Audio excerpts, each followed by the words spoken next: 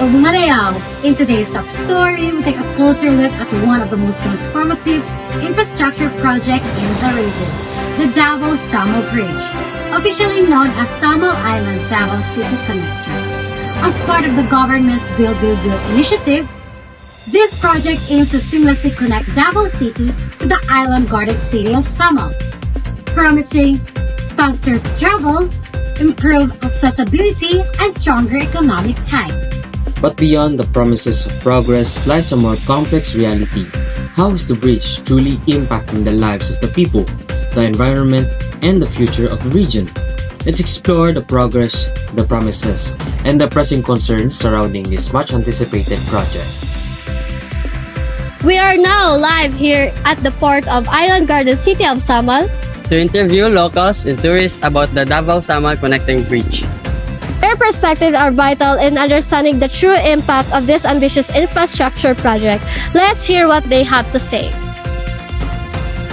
Aniak kita karon sa Samal, Kaubansi, tingani mo tayo. Arlene Cortez.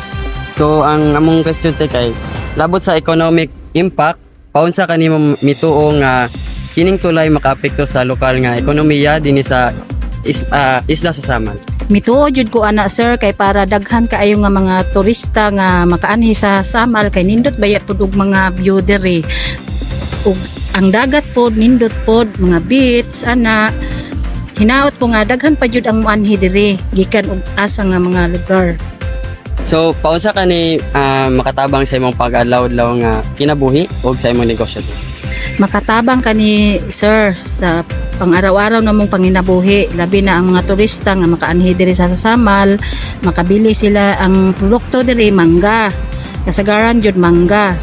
Pero mas ganahan jud sila diri sa Samal sir kay ang mga produkto diri brato ra. Isa pa pod masarap ang mga produkto diri sir nga mga prutas kay bisan ginagmay, lami man pod. Samot na sa akong kamutikyo. Kusog gay na sila mamalit diri sa pila sir. Kamuti Q, banana Q, toron, ana. Maura na akong baligya sir. So, salamat sa imong oras tayo o opinion. Daghan pong salamat sir sa inyong pag-interview sa ako nga naamo diri karon sa Samal o mupalit mo sa ako ang baligya. Salamat. Maura to sir, salamat. Daghang salamat. So mayong hapon tanan, so karon na ata diri sa Samal mga pangutana og sa mga lokal. Kay sir, so unsay pangalan nimo sir? Juna Abrasaldo. Okay po, thank you po. Unsay man maingon ninyo sa about sa pag-build sa Samal Bridge po?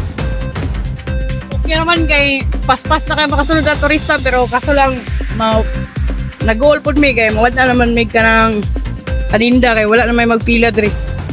But wala lang. Thank you po sir sa inyong time and sa inyong opinion po. So kauban na to si ma'am. Yes. So imo sa pagkahimuon nga Davao-Samal Bridge ma'am, unsay mo maingon sa proyekto na? Para ang mga labay, ang mga nabok diri largo na siya. Yung sa kay pre-boot.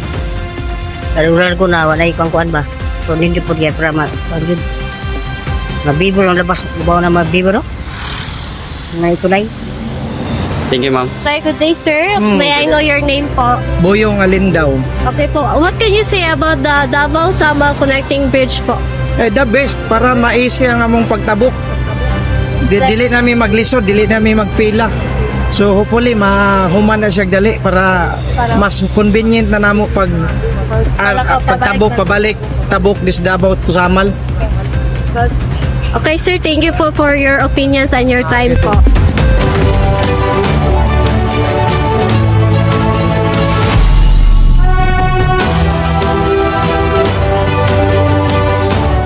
These are just some of the voices from the Island Garden City of Samal, locals and tourists, highlighting the hopes and concerns surrounding the Davao-Samal Bridge project.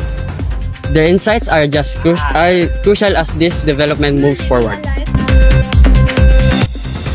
As the Samal Island Davao City connectors continues to rise, so do the hopes and apprehension of the people it affects.